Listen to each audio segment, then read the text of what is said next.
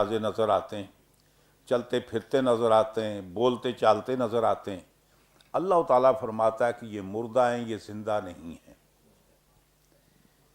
ایمان والے جب دنیا سے رخصت ہو جاتے ہیں، دنیا سے چلے جاتے ہیں، تو چلے جانے کے بعد بھی اللہ تعالیٰ فرماتا ہے کہ یہ مردہ نہیں ہے بلکہ یہ زندہ ہیں۔ اس کا معنی یہ ہوا کہ اصل موت قلب کی موت کا نام ہے، اور اصل حیات قلب کی حیات کا نام ہے۔ مسلمان مرنے کے بعد بھی نہیں مرتا، کافر زندگی میں مرا ہوا ہوتا ہے۔ اور پھر حیات کی بھی کئی اقسام ہیں۔ ایک تو ہم یہ کہتے ہیں کہ انبیاء کرام بھی زندہ ہیں، شہداء بھی زندہ ہیں، عام ایمان والے بھی زندہ ہیں۔ تو ان کی زندگیوں میں فرق کیا ہے؟ جو عام لوگ زندہ ہیں اس سے پہلے ایک اور بات تصور کر لیں۔ کلام پاک میں اللہ تعالیٰ ارشاد فرماتا ہے کہ کل نفس ذائقۃ الموت۔ یہاں اللہ تبارک و تعالیٰ نے نفس کا نام لیا، یعنی ہر متنفس، ہر سانس دینے والی چیز، سانس لینے والی چیز ایک دن موت کو چکھے گی۔ یہ مطلب نہیں کہ وہ لقمہ اجل بن گیا، بجے اجل لقمہ نفس بن گیا جی۔ مطلب یہ ہے کہ موت انسان کو نہیں چکھتی، بلکہ انسان متنفس موت کو چکھتا ہے جی۔ چکھنے کا تصور سمجھتے ہیں؟ جب کوئی چیز ٹیسٹ کرتے ہیں، ذائقہ لیتے ہیں، تو تھوڑی دیر کے لیے آپ کی زبان کا ذائقہ تبدیل ہو جاتا ہے، اور تھوڑی دیر کے بعد پھر وہ ذائقہ لوٹ آتا ہے۔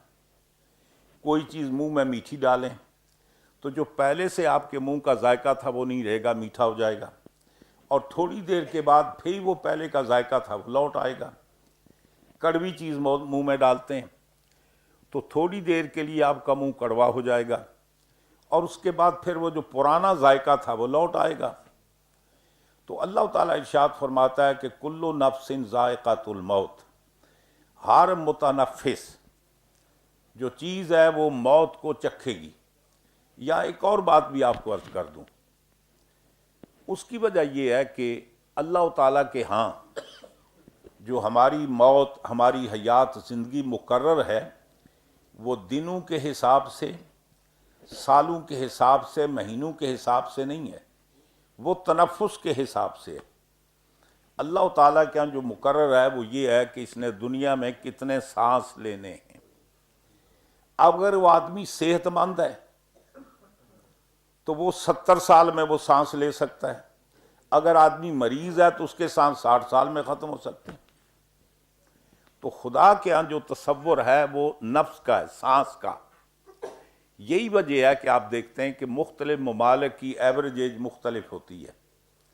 ہمارے ہاں انڈیا پاکستان میں پہلے 55 برس تھی، اب انہوں نے 60 برس کر دی ہے۔ یہاں 65 تھی، اب 70 کر دی ہے۔ رشیا میں جو مزید ٹھنڈے علاقے ہیں وہاں جو ایوریج ایج ہے وہ 75 ایئر ہے۔ ایوریج ایج وہ ہوتی ہے کہ جس عمر میں پہنچ کر میجارٹی، اکثر و بیشتر لوگوں کا انتقال ہو جاتا ہے، اور وہی ایوریج ایج جو ہوتی ہے وہ پنشن ایج ہوتی ہے۔ وہ گورنمنٹ پنشن اس لیے دیتی ہے کہ ان کے کاغذات میں یہ مر گیا ہے، مردے سے کام نہیں لیا جا سکتا۔ اگر اس کے پاس زندگی ہے تو یہ اللہ کا عطیہ ہے، اب کم از کم یہ بغیر محنت کیے اس کو باقی ایام گزارنے چاہیے، تو گورنمنٹ اس کو پینشن دیتی ہے۔ اب ظاہر ہے کہ رشیا کا خالق کون ہے؟ وہاں جو افراد بستے ہیں ان کے پیدا کرنے والا کون ہے؟ اللہ۔ جو انڈیا پاکستان میں، تو کیا اللہ تعالیٰ کے یہاں خصوصی یہ بات ہے کہ جو انڈیا پاکستان میں پیدا ہوں گے ان کو ہم عمر کم دیں گے، اور جو وہاں پیدا ہوں گے ان کی ایوریج ایج زیادہ ہوگی؟ کیا اللہ تعالیٰ کی خاص مہربانی؟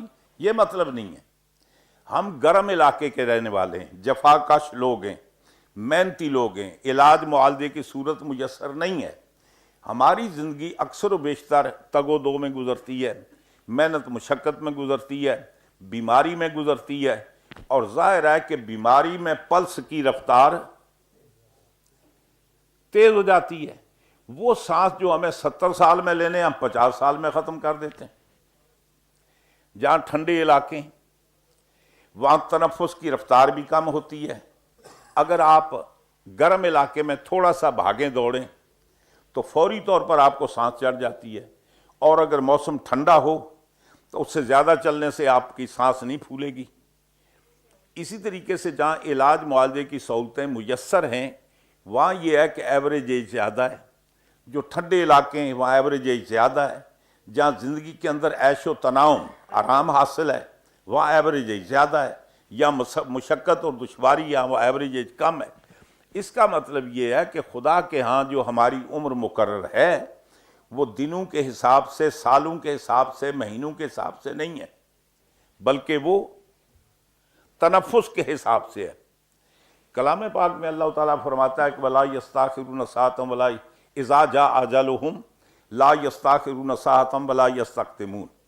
جب ان کی موت کا وقت آ جاتا ہے، یعنی مطلب یہ ہے کہ وہ سانس جب کمپلیٹ ہو جاتے ہیں تو نہ سانس کم ہو سکتا ہے نہ سانس زیادہ ہو سکتا ہے۔ خیر یہ ایک علیحدہ سبجیکٹ ہے۔ تو میں یہ عرض کرنا چاہتا ہوں کہ اللہ تعالیٰ فرماتا ہے کہ ہر نفس کو موت کا ذائقہ چکھنا ہے۔ ذائقہ چکھنے کا معنی یہ ہے کہ ہر آدمی کے لیے فنائے ماض نہیں ہے، وہ ملیا میٹ نہیں ہو جاتا، معدوم نہیں ہو جاتا، بلکہ زندگی لوٹ آتی ہے، پہلے اور رنگ میں تھی دوبارہ اور رنگ میں لوٹ کر آتی ہے۔ جب دنیا میں تھا تو اس کی زندگی دنیا کی زندگی تھی، جب انتقال ہو جائے گا اب زندہ تو ہے لیکن اس کی حیثیت بدل گئی، اب اس کی زندگی جو ہے وہ برزخی زندگی ہے۔ جب برزخ سے نکل کر عقبہ میں جائے گا اب اس کی زندگی جو ہے وہ عقبہ کی زندگی ہے۔ یہ زندگی کے نام بدلتے ہیں، بندہ فنا نہیں ہوتا۔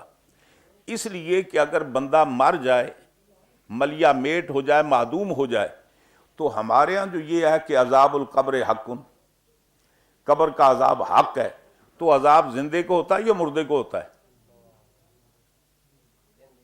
عذاب تو زندے کو ہوتا ہے۔ اس کا مطلب یہ ہے کہ پہلے جو ہماری روح تھی وہ ہمارے قالب میں تھی، اب جو روح ہے وہ ہمارے قالب کے اندر پابند نہیں ہے، لیکن کنیکشن اس کا بدستور موجود ہے، تعلق اس کا موجود ہے۔ اب قبر میں جب عذاب ہوتا ہے تو اس عذاب کے اندر روح کو بھی اذیت پہنچتی ہے اور جسم کو بھی اذیت پہنچتی ہے۔ یہ اللہ عدل الہی کے خلاف ہے کہ دو آدمی مل کر چوری کرنے جائیں اور دونوں مل کر بینک لوٹیں، دونوں کو پکڑ لیا جائے اور ایک کو چھوڑ دیا جائے، ایک کو جیل میں بھیج دیا جائے۔ یہ انصاف کا تقاضا ہے؟ کیا یہ روح جسم کے بغیر کو گناہ کر سکتی ہے؟ نہیں۔ جسم کے اندر روح نہ آئے تو جسم کوئی گناہ کر سکتا ہے؟ نہیں کر سکتا۔ تو جب تک دونوں نہ ملیں نہ یہ اچھا کام کر سکتے نہ برا کام کر سکتے۔ تو جب گناہ کے اندر یہ دونوں شامل تھے، نیکی کے اندر دونوں شامل تھے، اب جزا و سزا بھی دونوں کو ملنی چاہیے۔ تو اب وہاں صرف جسم کو سزا نہیں ہے بلکہ روح کو بھی اذیت پہنچتی ہے۔ یہ اور بات ہے، کنیکشن دونوں کا ہے۔ اب سزا مختلف قسم کی ہوتی ہے۔ مثال کے طور پہ دیکھیں کہ جسم کے تقاضے اور ہیں، روح کے تقاضے اور ہیں۔ اللہ تعالیٰ نے انسان کو دو چیزوں سے بنایا ہے، ایک کا تعلق عالم خلق کے ساتھ ہے، ایک کا تعلق عالم امر کے ساتھ ہے۔ ہمارے جسم کا تعلق عالم خلق کے ساتھ ہے، اللہ نے ہماری ہر ضرورت کو عالم خلق سے پورا کیا ہے۔ ہماری روح کا تعلق عالم امر کے ساتھ ہے، اور اللہ تعالیٰ نے روح کی ہر ضرورت کو کہاں سے پورا کیا ہے؟ عالم امر سے پورا کیا ہے۔ تو یوں سمجھیے کہ روح کے تقاضے اور ہیں، جسم کے تقاضے اور ہیں۔ تو جب دونوں کی حیثیت علیحدہ ہے، دونوں کی بیماریاں مختلف ہیں، دونوں کے علاج مختلف ہیں، تو دونوں کی تعذیب بھی مختلف ہے، دونوں کا عذاب بھی مختلف ہے۔ اب جسم جس عذاب کا تقاضا کرتا ہے اس کو قبر میں عذاب ہوتا ہے، اور روح کا عذاب چونکہ جسم سے منفرد ہے اس کو سجین میں عذاب ہوتا ہے۔ یعنی جہاں روح کے لیے اذیت کا باعث ہے وہاں روح کو رکھا جاتا ہے، جہاں جسم اذیت کا باعث ہے وہاں جسم کو رکھا جاتا ہے۔ یہاں ایک اور پرابلم بھی ہے، وہ یہ ہے کہ جب انسان مر جاتا ہے تو مرنے کے بعد جب اس کو قبر میں دفن کیا جاتا ہے تو مٹی اس کی ہڈیوں کو بھی کھا جاتی ہے، اس کے گوشت پوشت کو کھا جاتی ہے، لیکن کم از کم پھر ہمیں معلوم تو ہے نا کہ اس کو ہم نے قبر میں دفن کیا ہے۔ اگر کوئی آدمی جنگل میں مر جائے، کتے بلے اس کو کھا جائیں، تو آپ اس کے جسم کے اجزاء بھی تو ایک جگہ نہیں ہیں۔ اگر کوئی آدمی سمندر میں مر جاتا ہے تو مچھلیاں کھا جاتی ہیں، کسی کو آگ میں جلا دیا جاتا ہے۔ تو جب جسم کا وجود ہی نہیں رہتا، ملیا میٹ ہو جاتا ہے، تو پھر وہ عذاب کدھر سے آیا جی؟ یعنی مطلب یہ ہے کہ جب وہ جسم ختم ہو جاتا ہے، جل جاتا ہے، جانور کھا کر ہضم کر جاتے ہیں، مٹی کھا جاتی ہے، جب اس کا وجود ہی نہیں ہے تو پھر اس کو عذاب کدھر سے ہوتا ہے جی؟ لیکن یہ تو ہمارا ایمان ہے کہ عذاب ہوتا ہے، تو پھر عذاب کس کو ہوتا ہے؟ یہاں ایک اور بات آپ کو عرض کروں، قیامت کے دن اللہ تعالیٰ ہمیں دوبارہ پیدا کرے گا یا نہیں؟ دوبارہ پیدا کرے گا۔ جنہوں نے اچھے کام کیے ان کو اللہ جنت دے گا، جنہوں نے برے کام کیے ان کو جہنم۔ وہاں جو ہمارا جسم ہے وہ بعین یہی ہوگا یا مختلف ہوگا؟ اب سوال یہ بھی ہے کہ جس جسم کو اللہ قیامت کے دن دوبارہ جہنم میں ڈالے یا جنت میں ڈالے، وہ بعین ہی یہی جسم ہوگا یا اس سے مختلف ہوگا؟ اگر وہ مختلف ہوگا، عدل الہی کے خلاف ہے، نمازیں اور پڑھتا رہا، جنت کے مزے اور لیٹ رہا ہے، گناہ اور کرتا رہا، جہنم میں سزا کسی اور کو مل رہی ہے۔ اب یہ تو ممکن نہیں ہے لا تزر وازرۃ وزر اخری، گناہ کرنے والا کوئی اور ہو اور جزا کسی اور کو ملے، یعنی سزا کسی اور کو ملے، راتوں کو جا کر نماز پڑھنے والا کوئی اور ہو، جنت کے مزے کوئی اور لوٹے۔ یعنی اس کا مطلب یہ کہ بعین ہی یہی ہوگا۔ یہ تو ختم ہو گیا، یہ بعین ہی کیسے ہوگا جی؟ یہ تو آگ میں جل چکا ہے، مٹی کھا چکی ہے، جانور ہضم کر چکے، تو پھر یہ کیسے ہوگا؟ اس مسئلے کو سمجھانے سے پہلے ایک اور بات آپ کو سمجھانا چاہتا ہوں۔ پتہ نہیں ویسے مجھے کسے کہانیاں بھی آتے ہیں، اگر فرماتے ہیں میں یہ چھوڑ کر ادھر لگ جاتا ہوں۔ کم از کم مجھے پتا چلے کہ آپ کو میری بات سمجھ میں آ رہی ہے۔ اللہ تبارک و تعالیٰ فرماتا ہے کہ ہم نے آدم علیہ السلام کو پیدا کیا، پیدا کرنے کے بعد قیامت تک جن کی ان کی ذریت ہے نا، سب کو آپ کی پشت میں رکھ دیا جی، سب کو آپ کی پشت میں رکھ دیا، وہ ذرات رکھ دیے۔ جب وہ نمبر کمپلیٹ ہو جائے گا تو انسان کے اندر توالد و تناسل کا سلسلہ ختم ہو جائے گا۔ جب ختم ہو جائے گا تو دی اینڈ، اب اس کے بعد قیامت۔ اس کو ایک اور طریقے سے سمجھیں، ہم آم کا بوٹا لگاتے ہیں، درخت لگاتے ہیں، آم کی گٹھلی زمین میں ہم دبا دیتے ہیں، اس سے ایک ننھا سا پودا نکلتا ہے۔ 2 4 5 7 سال کے بعد اب اس کی ٹہنیاں لگتی ہیں، پھل لگتا ہے، پھول لگتے ہیں، پھر اس کے اندر آم لگتے ہیں۔ اب 15 سال 20 سال 30 سال 40 سال 50 سال وہ آم پھل دیتا ہے۔ 50 سال کے بعد آم کا درخت ہرا بھرا ہوتا ہے، ٹہنیاں ہری بھری ہوتی ہیں، لیکن پھل نہیں لگتا، وہ بور پڑتا ہے۔ آپ کو شاید تجربہ ہو یا نہ ہو، میرا تعلق جس علاقے سے ہے وہاں ہمارے بے شمار آم ہیں، ہمیں ان کا یہ پھلدار درختوں کا تجربہ ہے۔ ہم اس کو کہتے ہیں کہ اب آم سنا ہو گیا ہے، سنا سمجھتے مطلب بانج ہو گیا، یعنی اب اس کے یہاں کوئی آم بانج نہیں ہوا، وہ گٹھلی کے اندر جتنے ذرات تھے اپنے اپنے نمبر پر ظاہر ہوتے رہے۔ جب اس کا نمبر کمپلیٹ ہو گیا اب مزید آم آ ہی نہیں سکتا۔ جتنے ذرات خدا نے پشت آدم میں رکھے تھے یکے بعد دیگرے اپنی اپنی لائنوں میں ظاہر ہوتے رہے۔ کیا آم سارے یکمشت پیدا ہو جاتے ہیں؟ کوئی اس سال پیدا ہو رہے ہیں، کوئی اگلے 40 50 سال تک یہ عمل جاری ہے۔ تو جب وہ نمبر کمپلیٹ ہوتا ہے تو آم پھل دینا ختم کر دیتا ہے۔ جب یہ اولاد آدم کی تعداد کمپلیٹ ہو جائے گی، جتنے ذرات خدا نے رکھے تھے وہ کمپلیٹ ہو جائیں گے، اس کے بعد کیا ہوگا؟ کوئی اولاد نہیں ہوگی۔ جب اولاد نہیں ہوگی، جو زندہ ہیں وہ کتنا عرصہ رہیں گے جی؟ بکرے کی ماں کب تک خیر منائے گی؟ آخر اینڈ تو ہوگا۔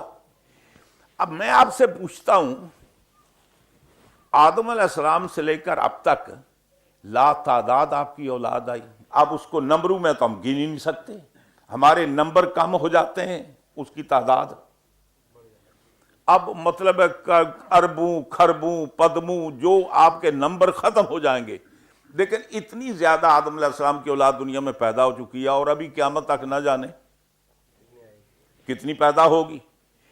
تو یہ اتنی بڑی مخلوق سب کو اللہ نے کہاں رکھا؟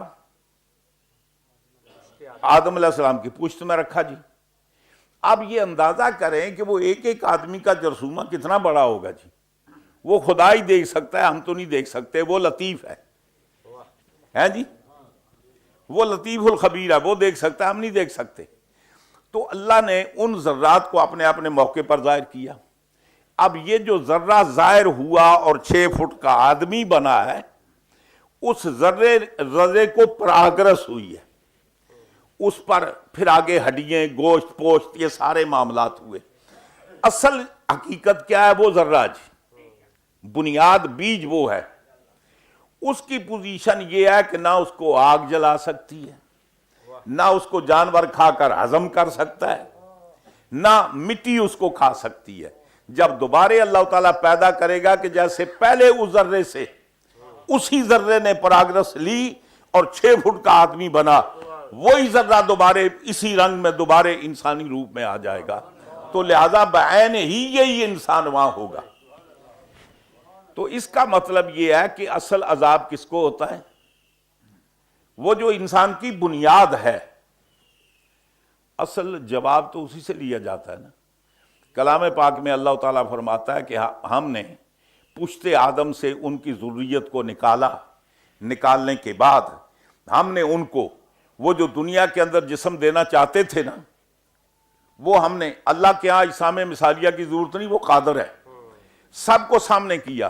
اور خدا بند قدوس فرماتا ہے الستو بربکم، کیا میں تمہارا رب نہیں ہوں؟ سب نے کہا قالوا بلا، کیوں نہیں باری تعالیٰ تو ہمارا رب ہے۔ تو معنی یہ ہوا کہ وہ ہمارا جرثومہ، وہ جینز جس سے ہم بنے ہیں وہ قائم رہے گا، روح کا کنیکشن بھی اسی کے ساتھ ہوگا، اس کو قبر میں عذاب ہوگا، روح کو سجین میں عذاب ہوگا۔ تو دونوں کو اپنے طور پر، یہ انسان کا مرنا فنائے محض نہیں ہے، ایک کمرے سے دوسرے کمرے میں منتقل ہونا ہے، اور پھر یہ منتقل ہی نہیں ہونا جی، یہ مطلب ہے کہ چھوٹی زندگی سے بڑی زندگی مل رہی ہے۔ یہ دنیاوی زندگی یہ بہت چھوٹی ہے، برزخ کی زندگی بہت بڑی ہے، یہ دنیا بہت چھوٹی ہے، برزخ بہت بڑا ہے۔ حضور فرماتے ہیں کہ جب یہ انسان بطن مادر میں تھا، دنیا میں آیا،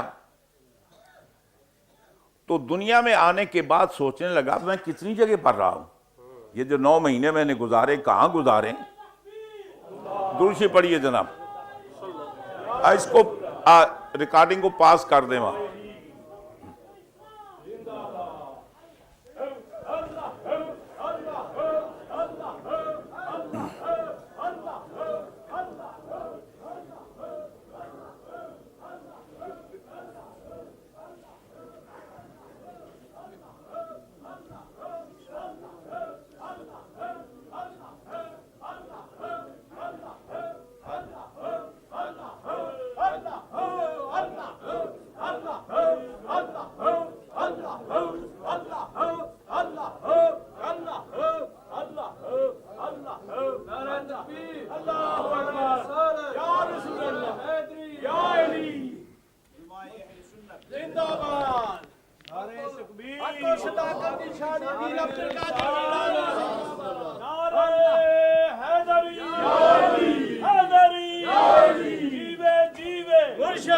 سبحان اللہ،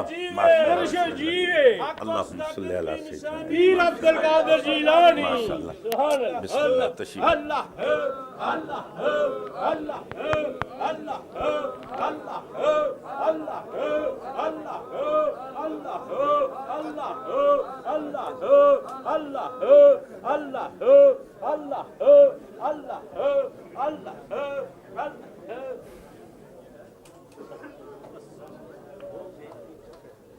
سبھی حضرات تشریف رکھیں، بیٹھیں، حضرت تشریف لاتے ہیں جناب۔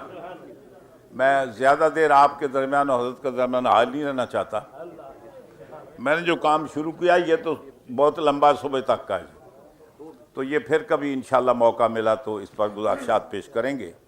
حضرت تشریف لائے، میں بھی یہ چاہتا ہوں کہ آپ ہی کا بیان ہو اور یقیناً آپ کی خواہشات بھی یہی ہوں گی۔ تو حضرت اجازت ہے 2 بات کر لوں یا ختم کر دوں؟ تشریف رکھیں جناب۔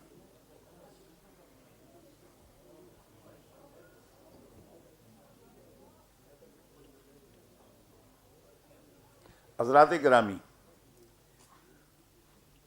جب یہ انسان دنیا میں آیا، اس نے غور کیا، دیکھا کہ دنیا میں آنے سے پہلے یہ کہاں تھا۔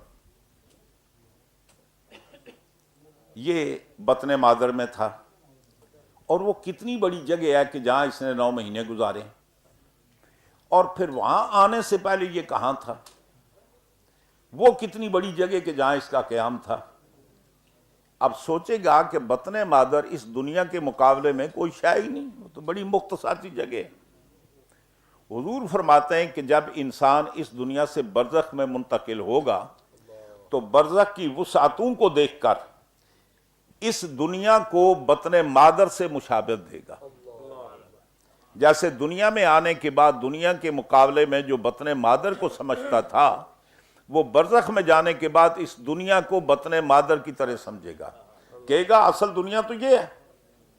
اور اس کی وجہ یہ ہے کہ اس دنیا کا قانون اور ہے، برزخ کا قانون اور ہے۔ اس دنیا کا قانون یہ ہے کہ ہم جو ایک دوسرے سے گفتگو کرتے ہیں، ایک دوسرے کو دیکھتے ہیں، ایک دوسرے کی آواز سننے کے لیے آواز وہاں پہنچے گی کہ جہاں ہوا کا گزر ہوگا، ہوا کے کاندھے پر سوار ہو کر ہماری آواز سفر کرے گی۔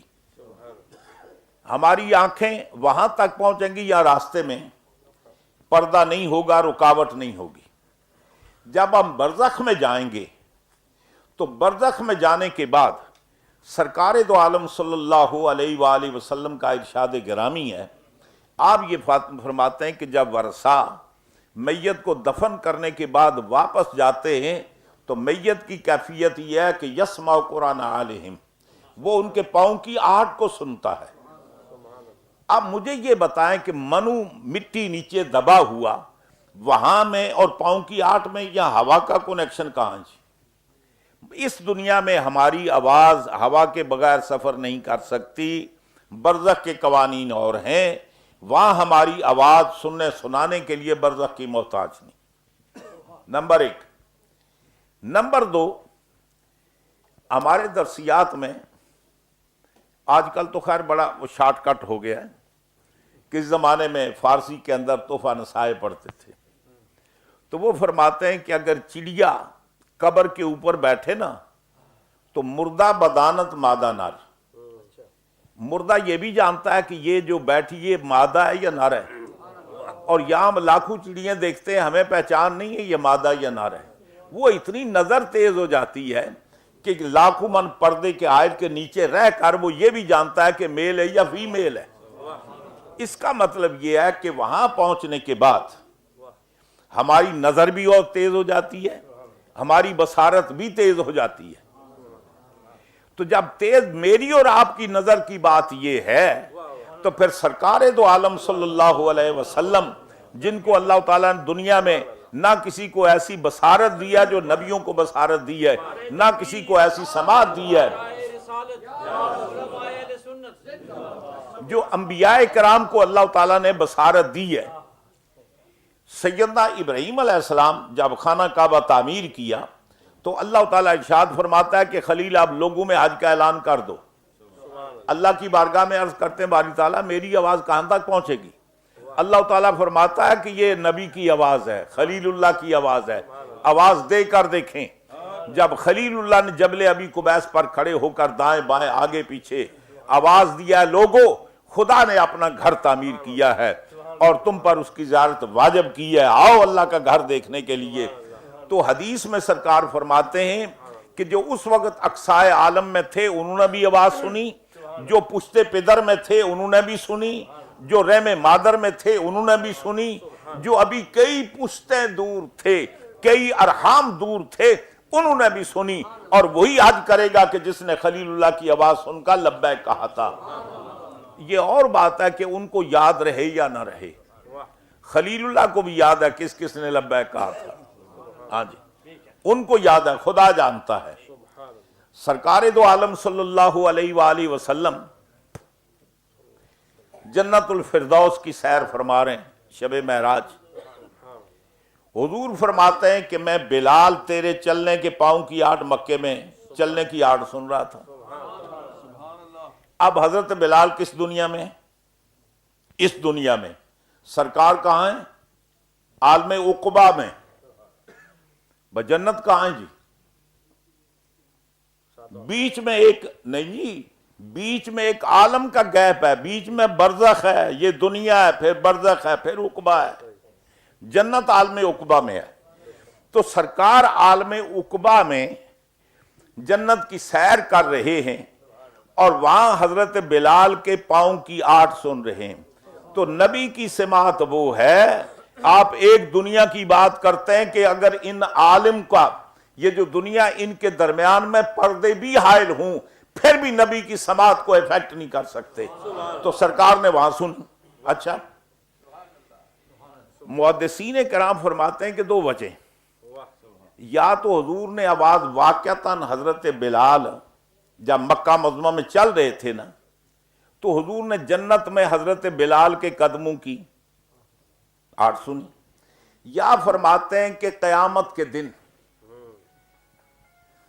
حضور اکرم صلی اللہ علیہ وسلم نے یہ پوچھا گیا کہ جنت میں سب سے پہلے کون جائے گا, تو حضور نے سیدنا حضرت بلال سے کہا کہ بلال تو مجھ سے بھی پہلے جنت میں داخل ہوگا. حضرت بلال کو تعجب ہوا, فرمایا کہ خادم کی حیثیت سے میرے سواری کی مہار لگام تیرے ہاتھ میں ہوگی, بحیثیت خادم کے. تو فرماتے ہیں کہ اس وقت جنت میں جو حضرت بلال کے چلنے کی آواز پیدا ہوگی وہ سرکار نے اب سن لی. نبی تو وہ بھی سن سکتا ہے جو ابھی آواز پیدا ہی نہیں ہوئی, ہم تو وہ آواز سن سکتے ہیں جو آواز پیدا ہو چکی ہے. نبی اس کو بھی آواز کو سنتے ہیں جو ابھی پیدا نہیں ہوئی, اور نبی سنانے پر آئے تو اس کو بھی سنا سکتا ہے جو ابھی پیدا نہیں ہوا. یہ نبی کی سماعت کی بات نہیں ہے, میں اپنی اور آپ کی سماعت کی بات کر رہا ہوں.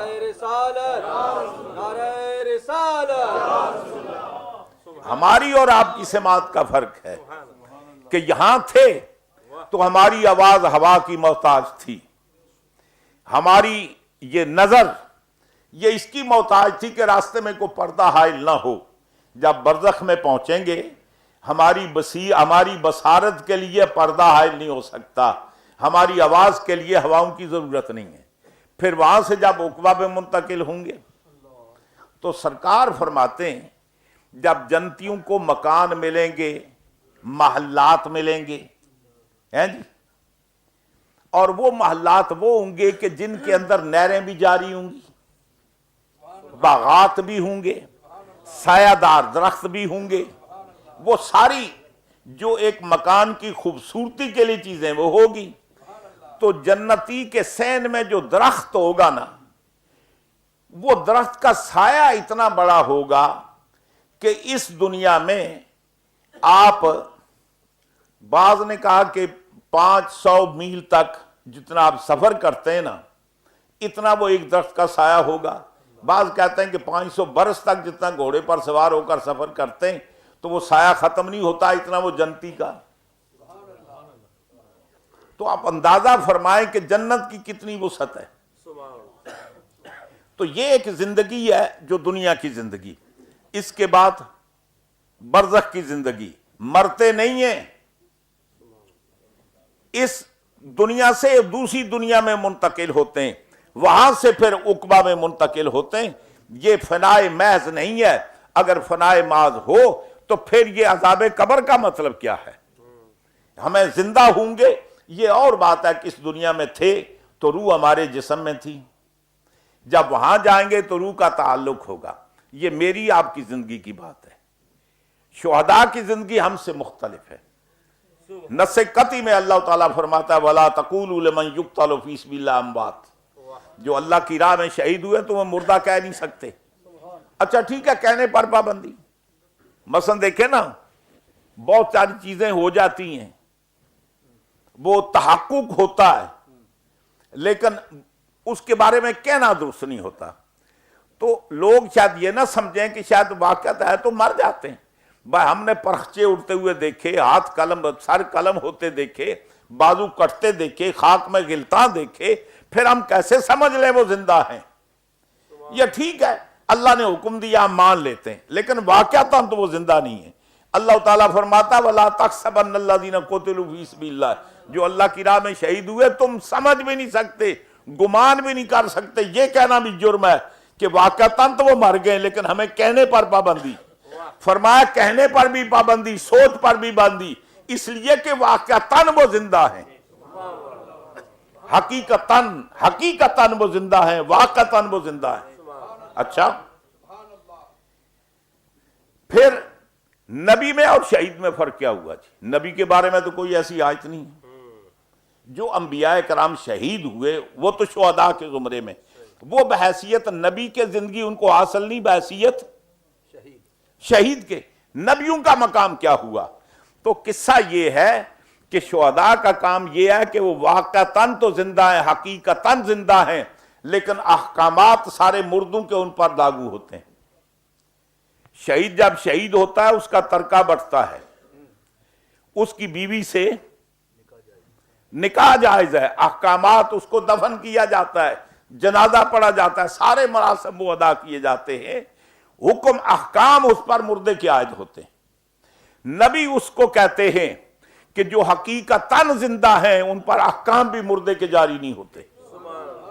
शहीद जिंदा है, अहकामात मुर्दे के जारी होते हैं। अंबिया कराम वो जिंदा हैं कि उनके मरने के बाद ना उनकी बीवी से निकाह हो सकता है, ना उनका तरका बढ़ सकता है, ना बहैत कज़ाइया उनका जनाजा पढ़ा जा सकता है। ये जो उर्फन हम कहते हैं सरकार का जनाजा पढ़ा गया, वो उर्फन हम कहते हैं, वरना जब सरकार का विसाल हुआ तो जिंदगी में लोग क्या करते थे? इन्नल्लाह मलाइकातहू युसल्लूना अलन नबी या अय्युहल्लज़ीना आमनू सल्लू अलैहि वसल्लिमू तस्लीमा। तो हुजूर आगे होते थे, हैं जी, पीछे नमाज पढ़ रहे हैं और तशहुद के अंदर मुक्तदी क्या कर रहे हैं? अल्लाहुम्मा सल्ली अला मुहम्मदिन व अला आले मुहम्मदिन। तो हुजूर की हयात जिंदगी में हम ऊपर दुरूद पढ़ते थे या नहीं? जब सरकार का विसाल हुआ तो उस वक्त 10-10 की टोलियों के अफराद में हुजूर के हुजरे में आते, बल्कि बरगाह में सलातो सलाम पढ़ते, दुरूद पढ़ते और चले जाते। ये दुआ नहीं थी अल्लाहुम्मा अग़फ़िर li हय्यिना व मय्यितिना, हाँ जी, बहैत कज़ाइया जनाजा नहीं था, दुरूद पढ़ा जाता था जो जिंदगी में। ये जनाजा हमारे और आपके लिए। तो अंबिया कराम तो हकीकतन भी जिंदा हैं और हुक्मन भी जिंदा हैं। इमाम अहले सुन्नत इमाम अहमद रज़ा फ़ाज़िल बरेलवी क़ुद्दस सिर्रुल अज़ीज़, आपने अंबिया कराम की मौत को बयान करते हैं कि अंबिया को भी अजल आनी है, इतनी आनी के फ़कत आनी है। अंबिया कराम को भी हस्बे वादा कुल्लु नफ्सिन ज़ायक़ातुल मौत, वो अजल का वक्त आएगा, लेकिन ये सिर्फ आएगा। फरमाते हैं कि वो एक आन के लिए अंबिया को भी अजल आनी है।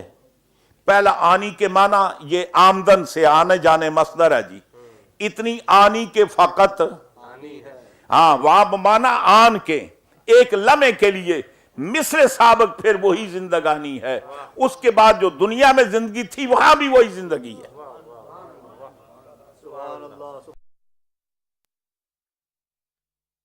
आना यह है कि अंबिया कराम की जिंदगी और है, शुहदा की जिंदगी और है, आमत और नास की जिंदगी।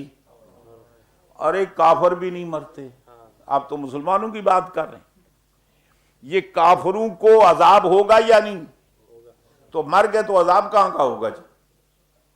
अगर जल गए, सड़ भुज गए तो फिर आवाज ये अजाब किधर से है? हाँ, उनके लिए भी वो एक जिंदगी है, लेकिन वो जिंदगी वबाल की जिंदगी है। हमारी जिंदगी रहमत की जिंदगी है। हमारी जिंदगी ये है कि होंगे तो कब्र में जन्नत के मजे लेंगे, जन्नत के से खिड़की खुली होगी, ठंडी हवाएं आएंगी, जन्नत की खुशबुएं आएंगी। जिंदगी उनकी भी है, लेकिन जहन्नम की बदबूदार, वो उनको सारी बातें जो जहन्नम का अजाब है वो कब्र के अंदर उसका अजाब चखेंगे। जिंदा तो वो भी है। یہ آج میں نے بہت ساری باتیں کی جا سکتی ہیں، زندگی کے عنوان پر چند باتیں میں نے عرض کی ہیں. مجھے اصل کچھ اور بات عرض کرنی تھی، پھر کبھی موقع ملا تو انشاءاللہ عرض کریں گے. آج کم از کم اتنی بات آپ سمجھ گئے کہ آدمی جب مر جاتا ہے، فوت ہو جاتا ہے، تو وہ فنائے محض نہیں ہوتا، معدوم نہیں ہو جاتا، بلکہ ایک زندگی سے دوسری زندگی میں منتقل ہوتا ہے، ایک گھر سے دوسرے گھر میں منتقل ہوتا ہے.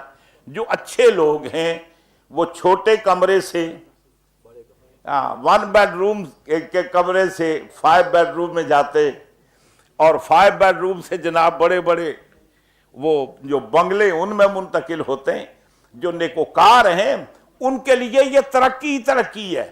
یہاں وہ پابند تھے، اس کی بجائے یہاں اٹھنے پر پابندی، جینے ساری پابندیاں تھیں نا. سرکار فرماتے ہیں دنیا سجن المومن و جنت الکافر، یہ دنیا مومن کے لیے قید خانہ ہے، کافر کے لیے جنت ہے. تو ہم تو یہاں پابند تھے، اب یہاں سے آزاد ہوئے. اب اگر ہم نے اس دنیا میں رہ کر کوئی کام اچھا کیا تو یقیناً مرنے کے بعد ہمیں اس کا صلہ ملنا شروع ہو جائے گا، اور پھر الی غیر نہایہ پھر وہیں سے جنت میں منتقل ہوں گے، جس کی کوئی لمٹ نہیں ہے، کوئی اینڈ نہیں ہے. اللہ اپنے حبیب کے صدقے میں مجھے اور آپ کو، جو اللہ نے ہمیں یہ زندگی دی ہے، ہمیں اس زندگی سے فائدہ اٹھانے کے اللہ توفیق عطا فرمائے.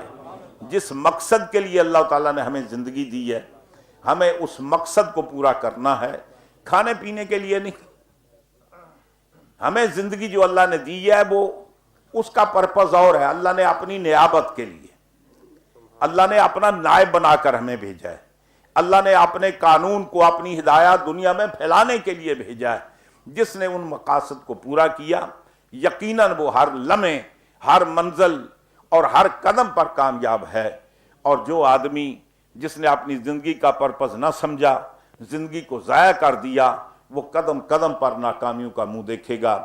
اللہ اپنے حبیب کے صدقے، سرکار کے وسیلے میں اللہ تعالی ہمیں دنیا میں زندہ رہیں تو اسلام کے ساتھ وابستہ رہیں، دنیا سے رخصت ہوں تو اللہ تعالی ہمیں ایمان کی دولت کے ساتھ دنیا سے رخصت کرے. انما العبرۃ بالخواتیم، عبرت اعتبار خاتمے کا ہوتا ہے. خاتمہ اچھا ہو جائے تو بہت ساری چیزیں جو درگزر ہو سکتی ہیں، خاتمہ اچھا نہ ہو تو بہت ساری اچھائیاں بھی ضائع ہو جاتی ہیں. دعا کیا کریں کہ اللہ تعالیٰ اپنے محبوب کے صدقے میں ہمارا خاتمہ بر ایمان کرے. اب تو جاتے ہیں محفل سے امیر، پھر ملیں گے اگر خدا لایا.